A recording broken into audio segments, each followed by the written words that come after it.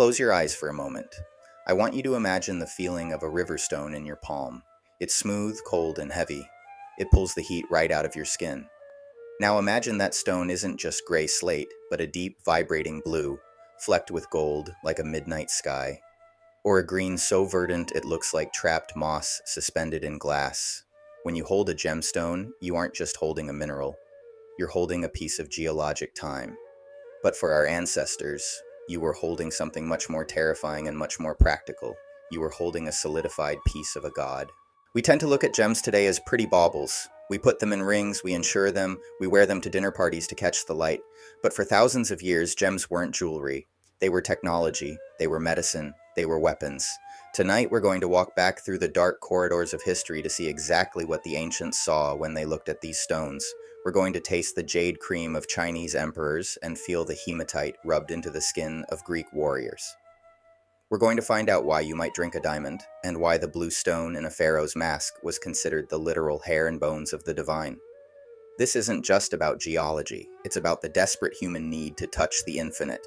Let's start in the sand, ancient Egypt. The heat here is physical, a weight on your chest that makes the air shimmer. In this world of blinding yellow sun and tan desert, color was power. The most prized stone in Egypt wasn't a clear diamond. It was Lapis Lazuli. They called it Kesbed. When you look at high-quality lapis, it's this profound matte blue, and it has these little flecks of pyrite in it, fool's gold. To us, it's pretty. To an Egyptian priest, it was a map. They believed Lapis Lazuli was a reflection of the night sky, solidified and brought down to earth. But it goes deeper. They believed that gold was the flesh of the gods, imperishable and shining. But lapis was their hair. Lapis was their bones. Imagine the artisan crafting the death mask of Tutankhamun. He isn't just making a portrait. He's constructing a new body for the king. He inlays lapis around the eyes. Why the eyes? Because lapis represents the heavens, and by framing the eyes in it, he ensures the pharaoh can see into the afterlife. He's giving him night vision for the soul. And they didn't just wear it. The Book of the Dead speaks of placing a heart amulet made of lapis lazuli on the chest of the deceased. It was a legal defense. When the dead stood before the judges of the underworld, that stone was meant to ensure their heart didn't betray them. It was a heavy, cold weight of silence and truth placed right over the beating organ of life. It's a strange thought, isn't it? That a stone could keep your secrets even after you died. That the earth itself could advocate for your soul when your voice was gone. Now let's move east, far east, to a culture that didn't just revere a stone, they consumed it. In ancient China, jade wasn't just a gem, it was the stone of heaven. But we need to strip away our modern idea of jade as just a green rock. To the ancients, jade was a living bridge between the mortal world and the divine. Confucius said that jade was the physical embodiment of virtue. He said its smoothness was like benevolence, its hardness was like justice. And when you strike a piece of jade, that high clear ring, that was the sound of music and loyalty. But here's where the darkness really sets in. The obsession with jade went so far that emperors sought to literally become the stone. There are records of Taoist alchemists creating jade cream. They would pulverize the stone, mix it with dew collected at dawn, and create a milky elixir. Imagine the texture of that. Gritty, chalky, cold. The emperor would drink this draft, believing that by digesting the stone, he could make his own flesh as imperishable as the gem. He wanted to fossilize himself while he was still alive. It brings a new meaning to the phrase, "you are what you eat." They wanted to be eternal. They wanted to be hard, cool, and unbreakable. And when that didn't work, when death finally came, they built suits of armor made entirely of jade squares tied together with gold wire. They encased the body in a stone cocoon, hoping the magic of the jade would stop the decay. We found these suits. Thousands of pieces of green stone, creating a silhouette of a man who refused to rot. It speaks to a fear of oblivion that is so profound they tried to turn themselves into statues to escape it. Let's shift the scene to a banquet hall in ancient Greece. The air smells of roasted meat and strong, unwatered wine. The noise is deafening. But there's a man in the corner, and he's drinking from a goblet made of purple crystal. This is amethyst. Today, amethyst is the birthstone for February.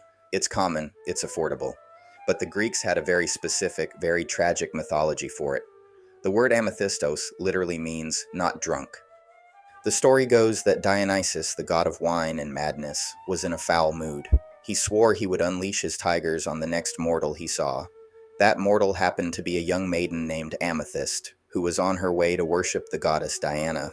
When the tigers charged, the maiden screamed for help. Diana couldn't move the girl, so she did the next best thing. she turned her into a statue of pure, clear quartz. Dionysus, seeing this beautiful frozen figure and realizing his cruelty, wept. But he didn't cry tears. He wept wine. The wine poured over the white stone, staining it purple, creating the gem we know today. Because of this myth, the Greeks believed that if you drank from an amethyst cup or even kept a piece of the stone in your mouth while you drank, you wouldn't get drunk.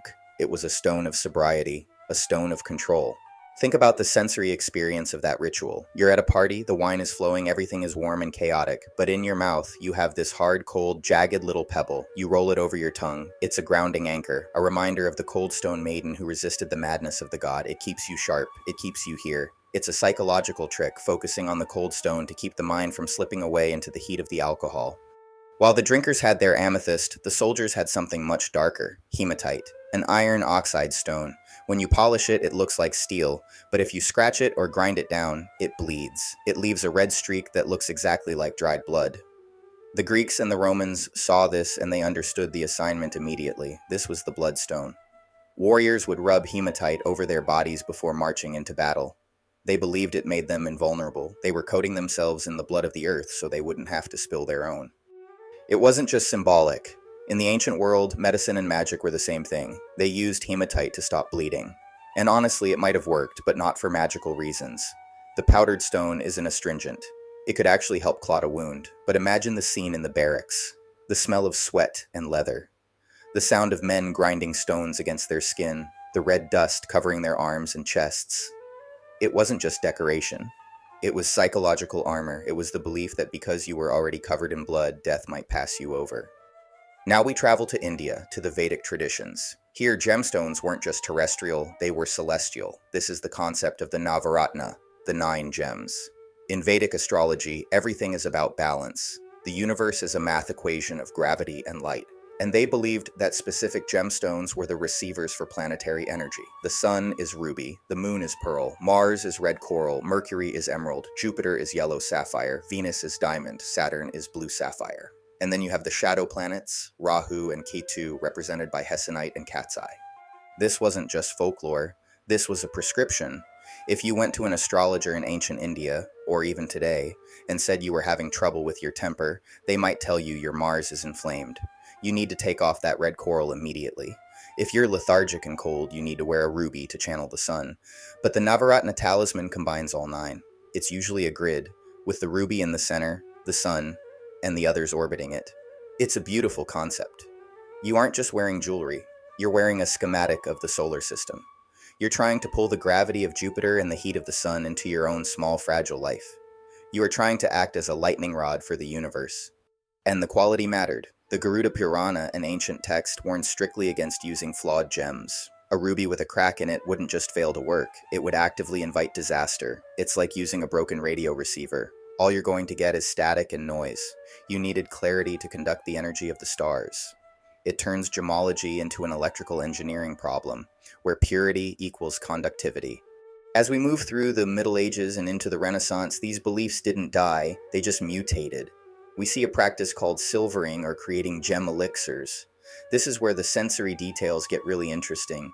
A healer would take a gemstone, say a sapphire, which was believed to cure eye diseases and melancholy. They would drop the stone into a chalice of water or wine and let it sit under the light of the full moon. The belief was that the water would absorb the vibration or the virtue of the stone. The stone itself doesn't dissolve, but its essence does. Then the patient drinks the water. This is synesthesia, the crossing of senses. They were trying to drink a color. They were trying to swallow a beam of light. They believed that by ingesting the water that touched the blue stone, their insides would turn blue and cool, soothing the red heat of a fever. It's magical thinking, but it's also deeply poetic. It's an attempt to merge the human body with the mineral kingdom, to borrow the stability of a rock for the instability of flesh. It's important to remember that for these people, the world was a much more mysterious place. They didn't have the periodic table. They had earth, air, fire, and water. And gemstones were the places where those elements collided. A diamond was pure fire trapped in ice. An emerald was the green force of nature distilled into a crystal. They looked at these stones and saw the operating code of the universe written in geometry and color. So where does that leave us? We like to think we're above this. We have science, we have geology, we know that a ruby is just corundum with chromium impurities, we know that an emerald is just beryl. But ask yourself this, Why does a diamond engagement ring matter? Why do we care if it's real? A lab-grown diamond is chemically identical. It looks exactly the same. But people want the natural one. Why? Because we still believe in the lore. We still want the thing that came out of the earth. We want the thing that is billions of years old. We want the struggle, the pressure, the time. We are still carrying around amulets. We're still wearing lapis to look deep, and rubies to feel passionate, and amethysts to feel calm. We just stopped calling it magic and started calling it sentiment. But the feeling is the same. It's that cold weight in your hand. That connection to something that was here long before you were born and will be here long after your dust. The next time you pick up a stone, whether it's a piece of quartz you found on a hike or a sapphire in a ring, close your eyes. Feel the temperature of it. Remember the emperor drinking his jade. Remember the soldier rubbing iron into his chest. Remember the pharaoh looking through blue stone eyes. You are holding the history of human hope. You are holding the only thing on this planet that is truly permanent, and if you listen closely enough, you might just hear it humming. I'm Cody. If you want to find your own piece of history, your own touchstone to the ancient world, you know where to go. Like and subscribe to Mystic Apothecary, and let's keep digging deeper together.